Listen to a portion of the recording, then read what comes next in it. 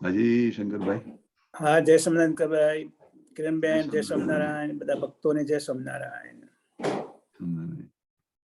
સહજાનંદ સ્વામી મહારાજની જય.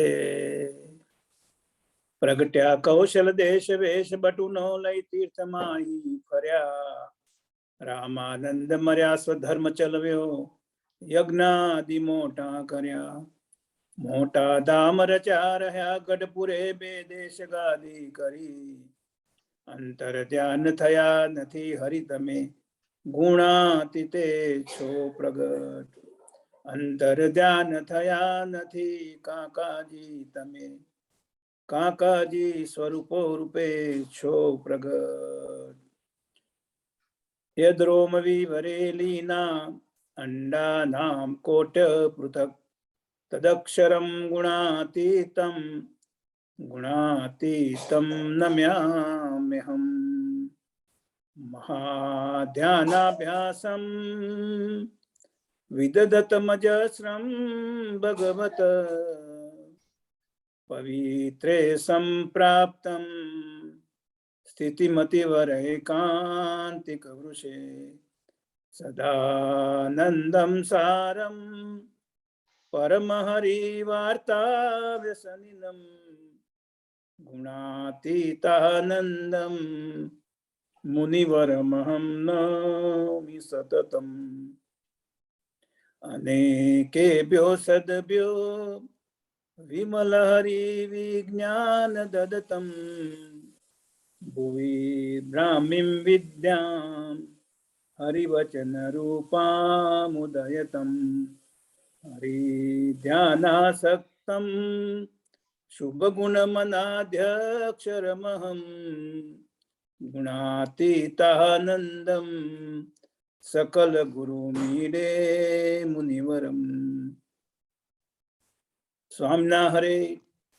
પ્રથમ તો સર્વે સંકલ્પને પડતા મૂકીને એકાગ્ર ચિત્તે થઈને શ્રીજી મહારાજ પુરુષોત્તમને સંભાળીને એમ ધારવું, જે સ્વામી વાતો કરે છે ને આપણે સાંભળીએ છીએ એમ સાંભળવી, ને તે પ્રમાણે પોતાના અંતરમાં તપાસ કરતા જવું, ને કહ્યું છે તેમ સમજીને વર્તવું. સ્વામિના હરે. સ્વામીજીએ કરેલી પ્રાર્થના. સ્વામિના હરે. સ્વામિનારાયણ સંપ્રદાય એ સનાતન સંસ્કૃતિ છે, પ્રભુનો આદેશ છે. ગુરુ ગુણાતી સ્વામીને પૃથ્વી પર ગુરુ ગુણાતી સ્વામી ને પૃથ્વી પર ના લાવ્યા હોત તો આપણને ખ્યાલ જ ના આવત કે પ્રભુનું સેવન કેવી રીતે થાય. ગુણાતીનાથ સ્વામીની એક એક વાત વાંચતા વિચારવી પડે અને નિરંતર એ વિચારમાં ડૂબ્યા રહેવાનો અભ્યાસ કરવો પડે, તો પ્રભુ એક દિવસ અવશ્ય પોતાના દિવ્ય અને અલૌકિક વિચારો આપણને બક્ષિસ આપી દે. પણ મનન ચિંતન યથાર્થ થવું જોઈએ.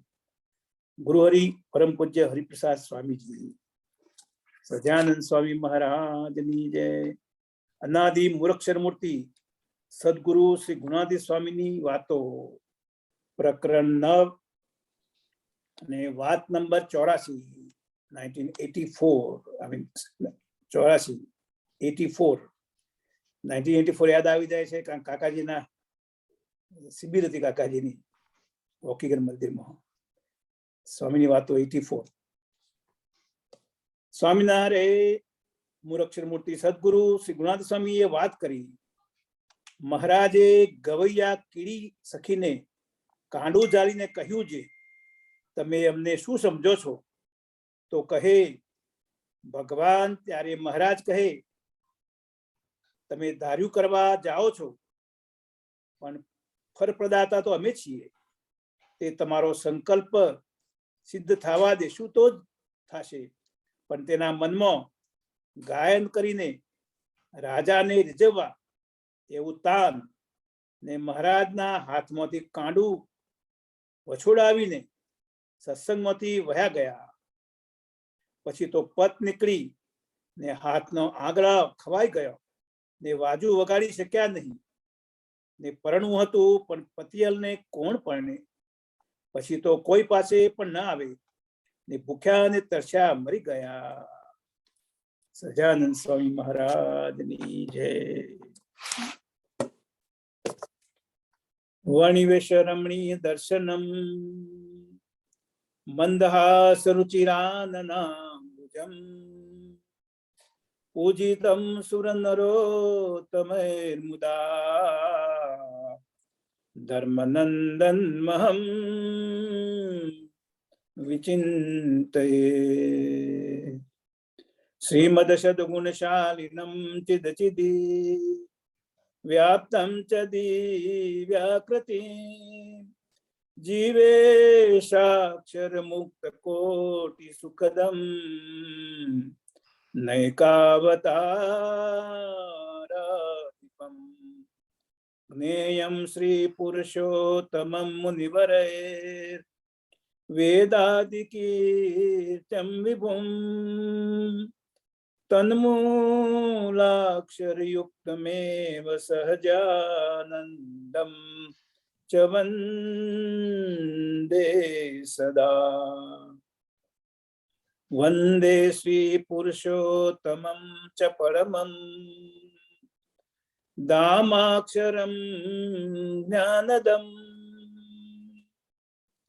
વંદે પ્રાગજી ભક્ત જાગ ભક્તમ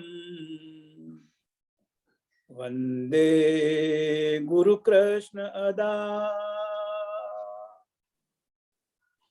વંદે યજ્ઞ પુરુષ દાસ ચરણમ શ્રી યોગીરાજન તથા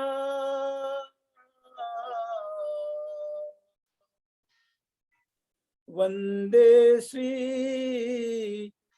प्रत्यक्ष काकाजी पप्पाजी हरिप्रसाद स्वामी जी प्रमुख स्वामी जी महंत स्वामी जी हरि जसबाई साहेब अक्षर विहारी स्वामी जी मुकुंद जीवन स्वामी जी दिनकर भाई महाराज भरत भाई महाराज वसी भाई महाराज स्वरूपम गुरुम मोक्षाय भक्ताय सदा. सहजानंद स्वामी महाराज की जय जय. लास्ट फ्राइडे को हमने जी महाराज का बयान किया था. उसमें सेवा की बात आई थी. तो सेवा तो दुनिया में सब लोगों ने की और साइंटिस्टों ने अपना जीवन कुर्बान किया. तो उसका परिणाम क्या मिला उनको? बड़े बड़े साहित्यकार हो गए, बड़े बड़े कवि हो गए, बड़े बड़े गायक हो गए, संगीतकार हो गए, साइंटिस्ट हो गए, दुनिया में क्रांतिकारी हो गए. उन्होंने अपना जीवन, अपना गोल, अपना जो ध्येय था उसके पे कुर्बान किया. तो क्या उसका परिणाम क्या आया? तो उन्होंने सब किया वो जगत की प्रसन्नता के लिए. जैसे कि क्रिश्चियन जी में बोलते हैं प्रभु सेवा, जन सेवा दी प्रभु सेवा. वो मदर तेरेसा नोबेल प्राइज ले गई. तो इस तरह का जो ध्येय होता है तो जगत को राजी करने के लिए होता है.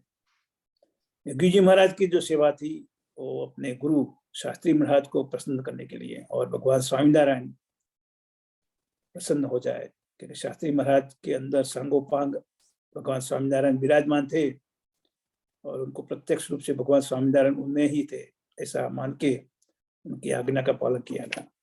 इसलिए वो बात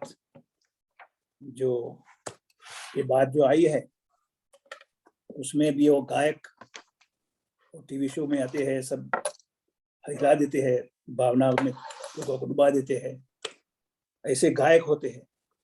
तो ऐसा एक कीड़ी गवैया, जैसे कि हमारे प्रेमानंद स्वामी को प्रेम सखी कहते थे, इस तरह वो कीड़ी सखी उसको बोलते थे, उसका तखल्लुस उपनाम। तो वो महाराज के आगे आया, तो महाराज ने उसका संगीत सुना होगा, तो महाराज ने उसको प्रश्न पूछा कि आप हमें क्या समझते हो? तो वो जो बोलते हैं पैरट की तरह, सब लोग बोलते हैं इस तरह, हम आपको भगवान समझते हैं। तो काका जी बोलते थे कि एक बार कहते हैं और समझते हैं वो अलग बात है, और उसके मुताबिक जितना वो अलग बात है। समझना, पहले कहना, बाद में समझना, उसके बाद उसके मुताबिक जीना। तो महाराज ने उसको समझाया कि जो तूने जो नक्की किया है कि एक कला तेरी है, जो उसको लेके तू कोई राजा महाराज का को प्रसन्न करेगा और तुझे बड़ी गिफ्ट देगा और जगत में तेरा नाम होगा, तो वो तो मेरी इच्छा से होगा। अगर मैं नहीं चाहूंगा तो तुझे नहीं होगा। इसलिए भगवान ने उसको समझाया होगा। जैसे ब्रह्मानंद ने वहां पर ऑफर आई थी गायकवाड़ की कि आपको राजकवि बनाते हैं, तो उनको भगवान के प्रति प्रीति हो गई थी, भगवान का महिमा समझ आया था, तो उसने उसको जाने दिया और भगवान का साधु बन के भगवान की हजूर में रहे, तो भगवान उन पे प्रसन्न हुए। तो इस तरह के जो महाराज ने उनको बोला होगा कड़ी सखी को, लेकिन उसको तो संकल्प और था, पैसा कमाने का, सिद्धि नाम कमाने का और शादी करने का। तो महाराज ने बोला कि कर्म प्रदाता, तेरा जो संकल्प है उसका फलीभूत करना है, तो बाद में उसकी सिद्धि करना, और सब मेरे हाथ में है। फिर भी उसने नहीं माना और महाराज का संग छोड़ के चला गया, महाराज का साथ जो था। तो महाराज ने उसका हाथ पकड़ा होगा, कांडे से हाथ पकड़ा होगा, तो उसको छोड़ा के चला गया। तो उसके बाद तो उसकी परिस्थिति खराब हो गई। उसको जो पथ, जो बहुत हम देखते हैं इंडिया में, रोड पे बैठे होते हैं, उनके हाथ और सब वो इन्फेक्शन से हो गए होते हैं, सब पथ का रोग उसको हुआ। तो जो सारंगी बजाते हैं तो उसमें तो फिंगर की जरूरत पड़ती है, और हारमोनियम में फिंगर की जरूरत पड़ती है, सब जगह तंबूरा में जरूर पड़ती है। तो पथ निकला तो हाथ से कोई बजा नहीं पाया, और उसका गुजारा भी करना मुश्किल हो गया उसको। और शादी करने का जो सोच था, वो तो कौन से पत्थर की रोग जो है, उसको शादी कौन करेगा, तो वो भी नहीं हो पाया। और उसको इनकम नहीं दिखाने का वो ये पड़ गया, तो वो बुखार रहने लगा भूख से उसका, और कोई पानी पिलाने वाला भी नहीं था। तो बाद में वो भूख और तरस से मर गया। ऐसी उसकी करुण हालत से उसने देह त्याग किया। तो हमें ब्रह्मानंद स्वामी की तरह हमारे पास जो कला है, हमारे पास जो संगीत की, या तो सारे अच्छा गाने की, या तो मेमोरी रखने की, सब चीजें हम याद की है, भगवान ने हमको जो कुछ दिया है, बात कोई लेखन कला दी है, किसी को अच्छा प्रवचन करने के लिए बोला है, या तो किसी को अच्छा कन्विंस करना, किसी को, सब चीजें हमको भगवान ने ऐसी दी है। सब हुनर है, डिफरेंट डिफरेंट आदमी को डिफरेंट डिफरेंट दी है। किसी को स्टेज अच्छा बनाना है, किसी को हर प्रकार की सेवा में, किसी को रसोई अच्छी आती है, किसी को हर कोई हरिभक्तों की सेवा करना, हरिभक्तों को कैसे जरूरत के मुताबिक अपना जीवन बिताना है, इस तरह का काका जी ने और सब गुणाती स्वरूप ने हमको जी के भी दिखाया है। तो वो सब भगवान की प्रसन्नता के लिए जीना महाराज यहाँ हमको बताते हैं। और गुणाती स्वामी का ये आदेश है हमको, इस तरह भगवान की क्या पसंदता है, भगवान हमको क्या करवाना मांगते हैं, तो उसके मुताबिक हमारा जीवन हो जाए। इसके लिए ये जो साइंटिस्ट हो गए सब, मैडम क्यूरी अपना जीवन वो रेडियो एक्टिव सब्सटेंस में वो निश्चय करती थी, तो उसमें उसका खत्म हो गया, बॉडी रेडियो एक्टिव हो गया। तो उसने रेडियो एक्टिव में उसका नाम तो लग गया, लेकिन क्या उसको भगवान मिले, भगवान प्रसन्नता मिली? नहीं मिलती है। तो ऐसी जो कलाएं होती है, ऐसी जो बुद्धि होती है, वो भगवान के काम में नहीं आई तो कुछ काम, तो हमको भगवान ने जो देह दिया है, बुद्धि दी है, सब साधन दिए है, सब हुनर दिए है, वो भगवान के कार्य में, भगवान के लिए अगर हम उसका उपयोग करें तो हमारा ये जो आत्मा है, जीव है, उसको ब्रह्मरूप बनाना, गुणातीत स्वरूप के मुताबिक बनाना, और ऐसे भगवान की मूर्ति को हमारे हृदय में अखंड रखने के लिए जो काका जी ने दी हुई प्रार्थना थी, जो हमको 1985 में हम दिनकर के एबर्ट में जा रहे थे, उसके पहले समय थोड़ा था, काका जी को लेके जाने वाले थे, दिनकर को पिकअप करना था वहां पर। तो उस टाइम पे वकीकरण मंदिर में बैठे थे, तो काका जी ने मुझे 7वां प्रकरण की 7वीं बात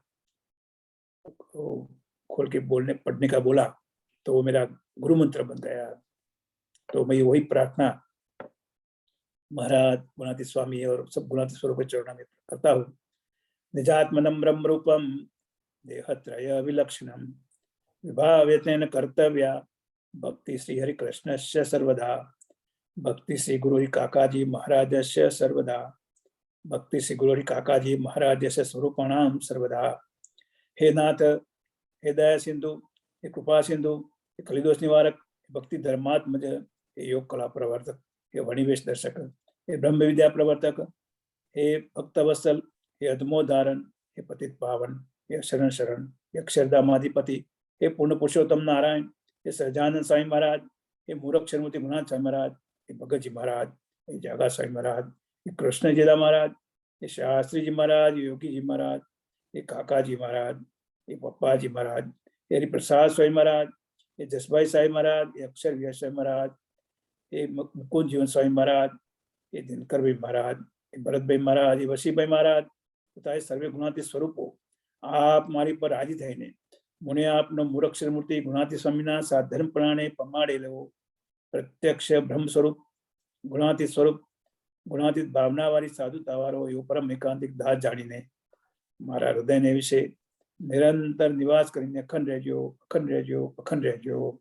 હે મહારાજ, કોઈનું એ જોઈએ નહીં, પોતાનું કરી લઈએ, મૂંઝવણ આવે તો મારા ગમકાવીએ, પણ બીજા વિચાર ન કરીએ. દરેકમાં નિર્દોષ બુદ્ધિ રાખીએ, સમ સ્રોતભાવની એકતા રાખીએ અને સાક્ષાતનો મહિમા નિરંતર ગાયા કરીએ. એવી આપના ચરણોમાં, ગુરુ ચરણોમાં ગદગદ કંઠે પ્રેમ ભાવે, નમ્ર ભાવે, રાગ ભાવે, દાસ ભાવે, બ્રહ્મ ભાવે પ્રાર્થના છે. સજાનંદ સ્વામી મહારાજની જય જય. આ દિનકવિ જય સ્વામિનારાયણ, કિરણબેન, બધા ભક્તોની જય સ્વામિનારાયણ. બધા લાઈન પર હોય, બધા જય સ્વામિનારાયણ સાંભળતા હોય. જય સ્વામિનારાયણ શંકરભાઈ. જય સ્વામિનારાયણ દિનકરભાઈ. જેની અમૃત વાણી તો વહી રહી સાક્ષાત મહિમા રૂપે, જેની બ્રાહ્મી સ્થિતિ અહોલી ન કરે સુભવ્ય અક્ષર પદે, શરણાગત નિજ અલ્પ જીવ સહુના શ્રેયાર્થ તત્પર રહે. કાકા સ્નેહલ સિંધુ દિવ્ય વિભુને હૈયું તો વંદન કરે. તમો પૂજ્ય બાપાની હાજરી માનીને વર્તો છો, તેઓ અખંડ હાજર જ છે, ગયા જ નથી. હમણાં પણ આપણે વાતો કરીએ છીએ તો તેઓ સાંભળે છે. તમને દેખાતું નથી, અમને દેખાય છે. પરમ પૂજ્ય કાકાજી. હજી આજે સરસ રવિવાર અને મા પૂજા, અને આજની મા પૂજા મારા જીતુભાઈ જોશી અને દક્ષાબેન એમના તરફથી હતી. અને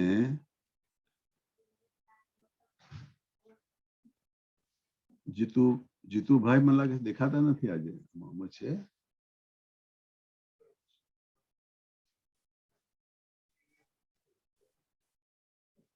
ભલે જે હોય. તો સરસ મારા કિરણબેને એમના દીકરી કોષાબેનના નવા મકાનમાંથી સરસ માં પૂજા કરી. કુશાબેન એમના હસબન્ડ આઉટ ઓફ ટાઉન ગયા છે, તો કિરણબેન એમને ત્યાં રહેવા ગયા છે, એમની પેલી કેટ એની કેર કરવા માટે. તો ત્યાંથી સરસ માં પૂજા થઈ. એ ઘરના બી વાઇબ્રેશન પોઝિટિવ સરસ થઈ ગયા.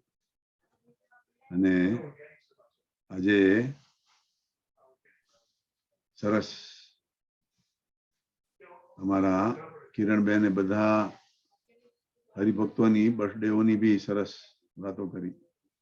બધાની જેની જેની બર્થડે છે બધાને બી ખૂબ ખૂબ હેપી બર્થડે, હેપી એનિવર્સરી. અને અમારા શંકરભાઈએ સરસ સ્વામીની વાત, 9મા પ્રકરણની 84મી વાત, ગુણાતીતાનંદ સ્વામીને भगवान को हम कैसा मानते हैं और कैसा मानना चाहिए उसके बारे में ये बात बताई है कि भगवान के पास तो बहुत सब हरिभक्त लोग आते थे, और उसमें भी जिसको कुछ अपनी कड़ा का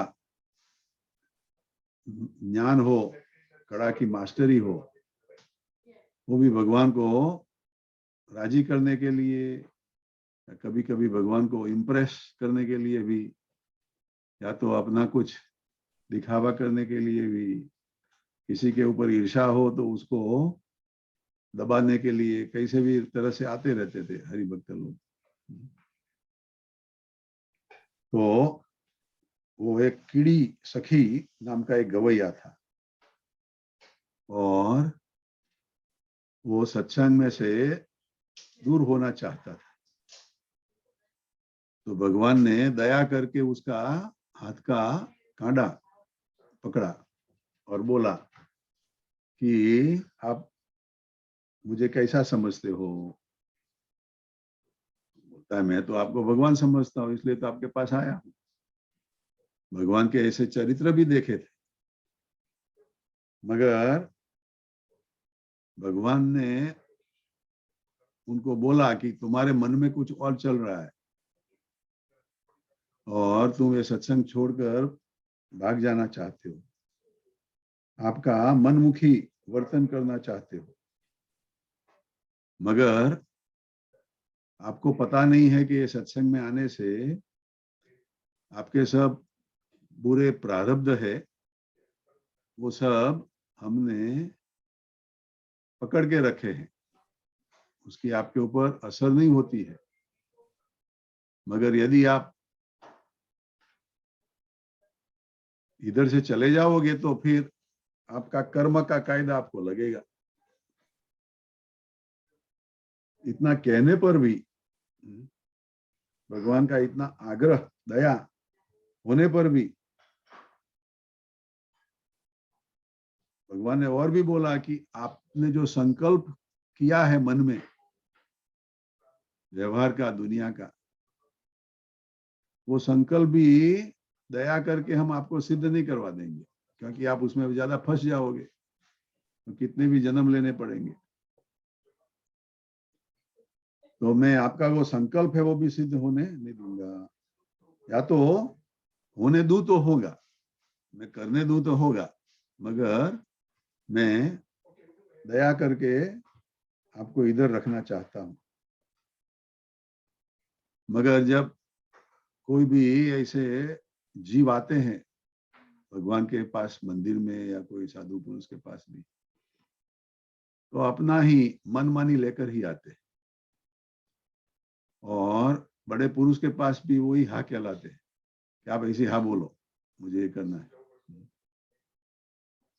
काका जी भी कई बार बोलते थे कि कोई एक हरिभक्त थे, उनको उनका बेटा था, उनको बापा को उसको साधु बनाना था, और उन लोगों को बेटा के लिए शादी करवानी थी. तो 2-3 बार तो बापा ने बोला कि हम उसको साधु बनाए, मगर वो माने ही नहीं। फिर काका कहते हैं कि वो गोंडल मंदिर में गए और बोलते हैं कि बेटा का विवाह वैशाख सुद दशम को करे या पूनम को करे, पापा आप बताओ। तो पापा भी सर पे हाथ रखकर हंसने लगे कि उसको साधु बनाना ही नहीं, मगर दोनों में से एक ऑप्शन मांगते। ऐसे हर एक के संकल्प होते हैं। हमारे सत्संग में मुंबई में एक फैमिली है, उनका भी फोन आया था मेरे पर। उन्होंने 17 साल तक घर में कोई बेटा बेटी पैदा नहीं हुआ था और उनको तीव्र इच्छा थी कि हमें बेटा बेटी चाहिए।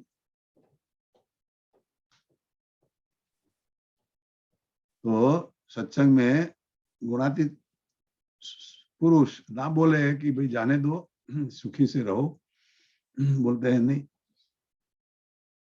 जैसे निकलो बोले, बोलते हैं कि हमें तो चाहिए और सब कुछ किया है, डॉक्टर की सब ट्राई किया है, मगर खर्चा किया है पर फायदा नहीं हुआ है। तो अब हमने एक लड़की अडॉप्ट की है, छोटी 6 महीने की होगी। भरत भाई ने वो भी ना बोला कि ये मत करो, मगर किया ही। अब वो लड़की अभी 2.5 साल की हुई है और उसको बीमारी शुरू हो गई है, प्रॉब्लम। उसको ताण आती है, एकदम ताण आ जाए और लड़की एकदम बेहोश हो जाए। अब उसका खर्चा भी करना है, तो अब खर्चे में भी प्रॉब्लम होते हैं। तो बड़े पुरुष 1 बार 2 बार 3 बार बोले, मगर हम समझे ही नहीं, तो ये प्रॉब्लम होता है। ऐसे तो बहुत एग्जाम्पल है, ये तो एक सैंपल के हिसाब से दिया है, मगर हम सब हमारी मनमानी करने के लिए ही ऐसा सत्संग में भी करते हैं। तो भगवान ने बोला कि हम कर्म फल प्रदाता है और आपका जो संकल्प है वो होना देगा तो ही हम करेंगे। मगर उसके मन में तो गायन करके राजा को राजी करना ऐसा तान था। राजी करने का क्या फायदा? तो राजा उसको पैसा देगा, सोना मोहर देगा। सोना मोहर से क्या होगा? आबरू बढ़ेगी। तो क्या होगा? शादी होगी और शादी में फिर दुनिया में ऐसा हो जाएगा। तो उसको ऐसा मन में तान था। तो गुणातीतानंद स्वामी कहते हैं कि स्वामीनारायण भगवान ने जो हाथ पकड़ा था, वो हाथ में से वो अपना कांडा, अपना हाथ छुटवा कर सत्संग में से भाग गया। अब देखते हैं तो भगवान तो चाहते तो उसका कांडा हड्डी टूट जाए फिर भी नहीं छोड़ सके, इतने तो बलवान थे भगवान। बड़े बड़े मल्ल उनको भी हरा देते थे, तो इसका तो क्या। मगर भगवान भी भगवान, भगवान जानते हैं कि उसको तीव्र संकल्प है, मगर उसकी कैसे रक्षा करे। तो ऐसी तरह से भगवान ने उनको जाने दिया। मगर अब क्या हुआ कि उसको पत का रोग निकला, जिसको अंग्रेजी में लेप्रेसी कहते हैं, जो बैक्टीरिया का इन्फेक्शन से अंगुली, हाथ, पांव सब सड़ जाते हैं। वो उसके नसीब में था।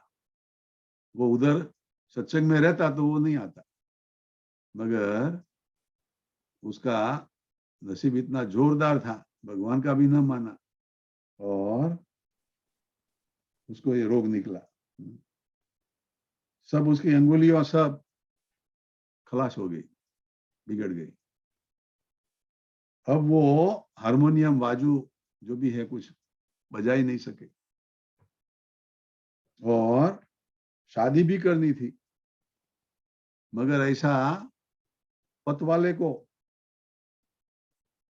ऐसे जिसकी सारा शरीर ही ऐसा बेडोड़ हो गया, उसके साथ शादी कौन करेगा? एंड देन उसके बाद स्वामी कहते हैं कि उसका रोग से लोग डरते थे तो उसके पास भी नहीं जाते थे। वैसे इंडिया में भी ऐसे पत वाले लोग रोड पर बैठे बैठे भीख मांगते होते और लोग दया करके पैसे भी देते हैं, मगर उसका जो प्रारब्ध था तो कोई उसको कुछ देने के लिए भी नहीं जा पाते और भूखा और प्यासा वो मर गया। देखो, एक भगवान की आज्ञा का पालन किया होता तो कितना फायदा होता, मगर हमारा मन, हमारा अंदर का जो चेतना तत्व है वो जब निर्बल होता है, वीक होता है, तो ये संसार में फंस जाते हैं। भगवान ने उसके लिए एक वचनामृत भी, अंत्य का 6ठा वचनामृत है, मन की मित्रता का, वो वचनामृत भी दिया है कि मन और आत्मा वैसे तो एक दूसरे के मित्र है, और भगवान ने उदाहरण भी दिया है कि जैसे दूध और पानी होता है, उसके अंदर मित्रता कैसी होती है।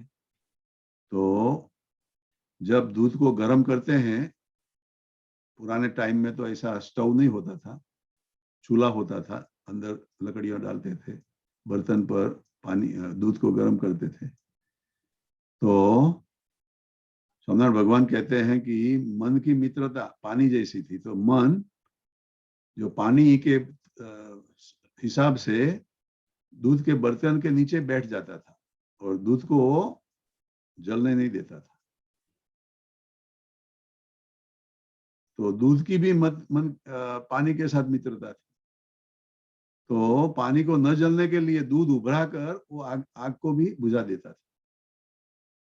ऐसी दोनों की मित्रता भगवान ने बताई। ऐसी मन और जीव की मित्रता भगवान ने वो वचनामृत में बहुत अच्छी तरह से समझाई है। मगर उसके अंदर ऐसा कहा है कि जिसका जीव दुबड़ा हो तो मन उसके साथ मिल जाएगा। मन तो बंदर जैसा है और उसको ज्यादा दुखी करेगा, मगर जिसका मन दुबड़ा हो मगर जीव बलवान है तो वो जीव वो मन को कंट्रोल में रखेगा, उसके साथ डिसिप्लिन रखेगा, उसके साथ वैर करेगा। तो ये दोनों चीज एक दूसरे के साथ कैसी होनी चाहिए, वो भी एक अगत्य की बात है। जैसे माँ बाप होते हैं, वो बच्चे को भी डिसिप्लिन करते हैं, मगर जो माँ बाप तमोगुणी रजोगुणी होते हैं, वो बच्चे को मार मार मार करके डिसिप्लिन करते हैं। अब बच्चा जो संस्कारी अच्छा होगा तो वो माँ बाप के मार में आएगा ही नहीं, हाँ हाँ हाँ करके वो प्रॉब्लम क्रिएट नहीं करेगा। मगर बच्चा भी तूफानी और माँ बाप भी तूफानी, तो फिर मारा झूठ बहुत बढ़ जाती है। और दूसरी ओर माँ बाप अच्छे हैं, जैसे जीव अच्छा हो, तो बच्चे को जब बच्चा कुछ अच्छा नहीं करता है तो प्रेम से उसको समझाते हैं, उसको सब सिखामण देते हैं। अमेरिका में मैंने बहुत साल पहले सुना था कि एक कुटुंब इधर आया था और उनके वहां 5-6 साल का बेटा था।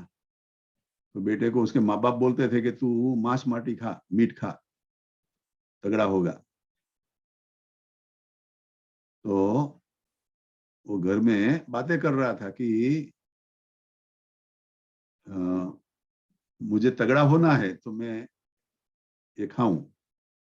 तो इंडिया से उधर उनके दादा ग्रैंडफादर आए थे और वो बहुत समझदारी वाले थे। जो माँ बाप थे वो इतने समझदारी वाले नहीं थे, इसलिए इधर आकर बदल गए।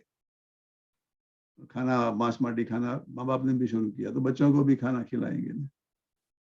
मगर उसका जो दादा आया था उसने ये सुना कि जो वेजिटेरियन लोग होते हैं इतने बड़े तगड़े नहीं होते। तो दादा उसको जू में ले गया और जू में हाथी को दिखाया। उसके ग्रैंडसन को बोला कि हाथी से कोई बड़ा एनिमल है कोई दुनिया में, देखा है? तो बोलते नहीं। तो दादा ने बोला कि हाथी वेजिटेरियन है और वो इतना बलवान है, तो हम भी वेजिटेरियन बलवान हो सकते हैं। जो पहलवान गामा था वो भी वेजिटेरियन था, फिर भी बलवान था। तो कहने का मतलब क्या है कि मन और जीव के बीच में मित्राचारी है, मगर दोनों में से एक अच्छा है तो दूसरे को अच्छा करेगा,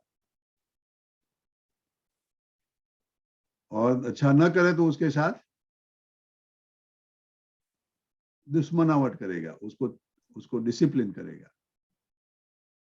तो इधर भी भगवान ने ये कीड़ी सखी को समझाया, मगर वो समझा ही नहीं, तो फिर क्या करे? उसके भाग्य में वो पथ का रोग था। भगवान तो जानते थे, अंतर्यामी थे, और उसकी रक्षा के लिए उसको सत्संग में रखा था। वैसा ही दूसरा भी एक स्वामी की बात में, सुखानंद स्वामी का भी ऐसा ही एक बात आती है। जो स्वामीनारायण भगवान जब वन विचरण करते करते लोज गांव में आए थे और वाव या कुआ के बाहर ध्यान में बैठे थे सुबह में, और सुखानंद स्वामी पानी लेने के लिए आए थे मुक्तानंद स्वामी के मंदिर में से। और सुखानंद स्वामी ने महाराज को देखा और उनकी वाइब्रेशन, उनकी पॉजिटिविटी, उनकी प्रभुता से वो एकदम खींच गए। ऐसा चेतना में ऐसा मैग्नेटिक अट्रैक्शन होता है। बाकी दूसरे भी लोग, कई लोगों ने भगवान को देखा होगा, मगर इतना असर नहीं हुआ, वो सुखानंद स्वामी को हुआ।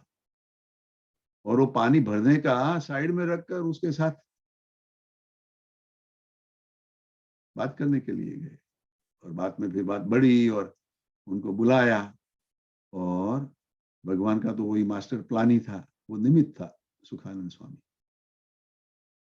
तो भगवान ने कितने सालों तक वन विचरण किया, फिर कहीं भी ज्यादा रुकते नहीं थे, वहां रुके। कितना सुखानंद स्वामी को पुण्य मिला होगा।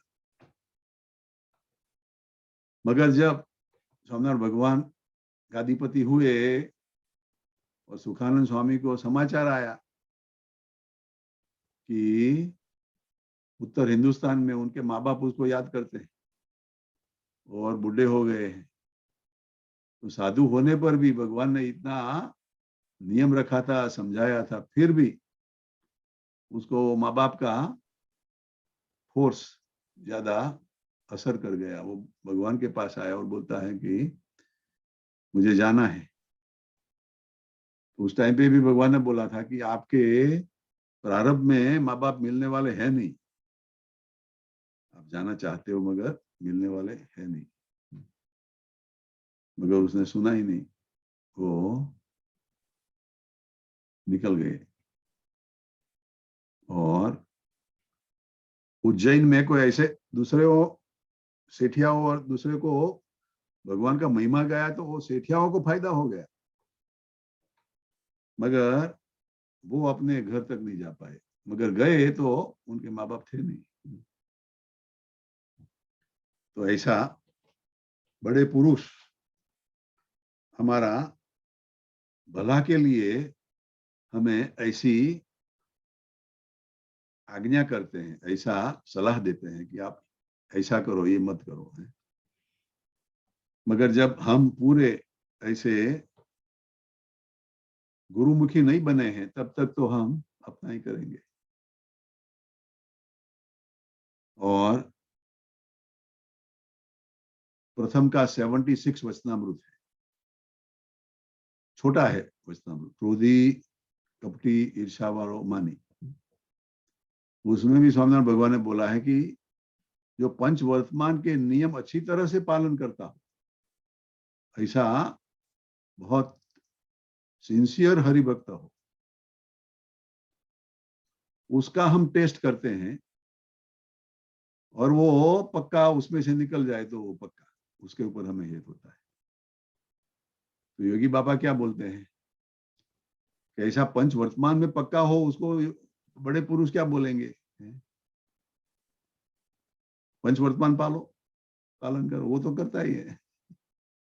मगर उसके अंदर जो भी वीकनेस है, जो दुनियादारी की कोई भी अटैचमेंट है, वो छुड़वाने के लिए ऐसा करेंगे। जैसे काका जी को बोला शास्त्री जी महाराज ने कि तू 15,000 नहीं मगर 51,000 दे दे मुझे, तो दूसरा होगा तो बोलेगा रखो रखो रखो शास्त्री जी महाराज, अभी ये बात नहीं होगी मेरे से। ये मेरे तो है नहीं, मैं आपको क्यों दूं, मैंने जिसके पास से लिया है उसको ना दे दूं। मगर देखो शास्त्री जी महाराज को काका जी क्या मानते थे। आज भी कई लोग अपने गुरु है उसको भगवान भगवान करके बहुत डंडेरा पीटते हैं, मगर जब टेस्ट आता है तो कुछ ना कुछ हो जाता है। रजनीश जी को भी भगवान कहने वाले तो बहुत थे, आचार्य जी रजनीश जी को भी। फिर रजनीश जी को ही कंटाड़ा आ गया कि this is a joke, you are joking me as भगवान। ऐसा कुछ बोल रहा था वो। फिर उसने बदल दिया नाम, ओशो, भगवान रजनीश से ओशो कर दिया। तो दुनिया तो है, वो तो जो कहेंगे सरफेस लेवल पे मानेंगे तो सरफेस लेवल पे चलेगा, मगर उसका लंबा चलेगा नहीं। स्वामीनारायण भगवान तो एक भगवान है, और स्वामीनारायण भगवान ने ऐसा भी बोला है कि कभी पहले इस धरती पर, ये प्लेनेट पर आए नहीं है पहले। ये तो ठीक है, मगर भगवान ने जब ये बोला कि मैं आने वाला भी नहीं हूं, ये बहुत रहस्य का स्टेटमेंट है कि हमारा कोई डुप्लीकेशन मत करना भाई, जो मैं एक अभी आया हूं वही भगवान, बाकी सब जो बोलेंगे तो उसका लंबा चलेगा नहीं। मगर फिर भी ऐसा होता है। उसमें दो विचार है, एक विचार ये भी है जो भक्त को बहुत श्रद्धा और प्रेम है, पूरा ज्ञान नहीं है मगर श्रद्धा और प्रेम है, तो दिल से मानेगा कि ये मेरे भगवान है। मगर भाई उधर तक ठहरो, उससे आगे ज्यादा किसी को और मत बताओ। आपने भगवान माना है तो ठीक है, आपकी श्रद्धा है तो आपको फायदा होगा, मगर जब किसी को आप ऐसा कहने को जाओगे तो फिर माया का खेल चालू हो जाएगा। तो ये भी हमें बहुत समझदारी से सोचना है कि काका जी तो बार बार कहते थे कि स्वामीनारायण भगवान जैसा कोई दूसरा भगवान हो ही नहीं सकता है, वो खुद एक ही स्वामीनारायण भगवान है। और स्वामीनारायण भगवान के टाइम में भी ऐसे कुछ काका जी बोलते थे बार भगवान हुए थे, ऐसे कुछ 8 या 12 भगवान हुए। तो ये तो होता ही रहता है और होगा। दादा भगवान दूसरे भी एक जैन बिलीफ में भी एक दादा भगवान हो गए, वो पटेल थे कुछ या, और सूरत में रेलवे स्टेशन पर बैठे और आधे घंटे में उसको भगवान बना गया, बोलो। और उसके भी मानने वाले तो बहुत है, मगर ये सब छोटे छोटे भगवान हैं। भगवान के अंदर भी कैटेगरीज होगी, छोटे मीडियम बड़े, मगर ये सब, ये जो बात इधर भगवान बता रहे हैं कि हम ज्ञान से समझदारी से पकड़े, और जो समझदारी से करेंगे तो हमारे अंतर में आनंद रहेगा। हमारे अंदर रजोगुण तमोगुण के वेग नहीं आएंगे। हाँ, कोई ऐसा अपने जिसने आप अपने गुरु को भगवान माना है और कोई उसका विरोध करेगा तो हम उसके बारे में झगड़ा झगड़ी नहीं करेंगे, मगर भगवान का भजन करेंगे। तो इधर गुणातीतानंद स्वामी ये बात करते हैं कि हमें जो ऐसे गुणातीत सत्पुरुष मिले हैं, उसके अंदर हमें जितना विश्वास, उसके अंदर हमें जितनी श्रद्धा, उतना हमारा काम होगा। और वो श्रद्धा और विश्वास भी उनको हम अंतर्यामी मानकर, कुछ छुपा कर नहीं, मगर मित्रता के भाव से रहे तो फायदा होगा। दूसरा भी एक स्वामीनारायण भगवान ने वचनामृत दिया है, सदा ही सुखिया रहने का। एक सुखी रहने का, दूसरा सदा सुखिया रहने का, और तीसरा परम सुखिया का। ऐसे 3 अलग अलग लेवल के वचनामृत भगवान ने दिए। जो सुखी रहने का वचनामृत है वो प्रथम का 40 वचनामृत है, और उसके अंदर भगवान ने जो हरिभक्त सुखी रहना चाहता है उसको ये वचनामृत के मुताबिक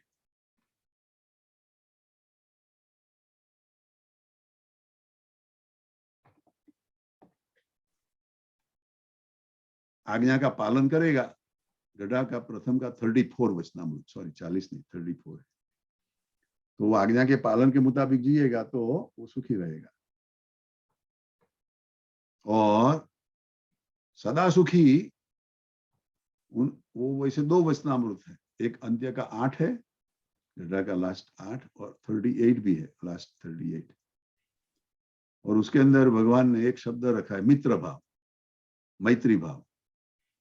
जो ऐसा भगवान के भक्त के साथ जिसको मैत्री भाव होगा वो सदा सुखी रहेगा।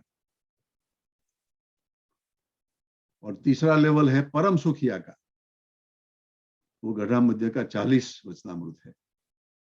और उसमें कहते हैं कि किसी का भी अभाव गुण न ले तो वो परम सुखिया। किसी का भी अभाव गुण नहीं लेंगे तो हम बड़े पुरुष के माड़ा के मणके में आ जाएंगे और परम सुखिया। तो चॉइस हमारा है भाई कि हमें सत्संग में आकर कितना आगे बढ़ना है। हमारी लिमिट कोई है नहीं, जितना भी बढ़ना चाहते उतना हम बढ़ सकते हैं। मगर हमारी लिमिट क्या हो जाती है, हमारी प्रकृति, हमारा स्वभाव, हमारे रेस्टिंग प्लेसेस, ऐसे चीज हमें स्लो डाउन कर देते हैं या तो रोक देते हैं। मगर यदि हम सचमुच में ब्रह्मरूप होकर परब्रह्म की भक्ति करना चाहते हैं तो ये भी सत्संग में से शक्य है।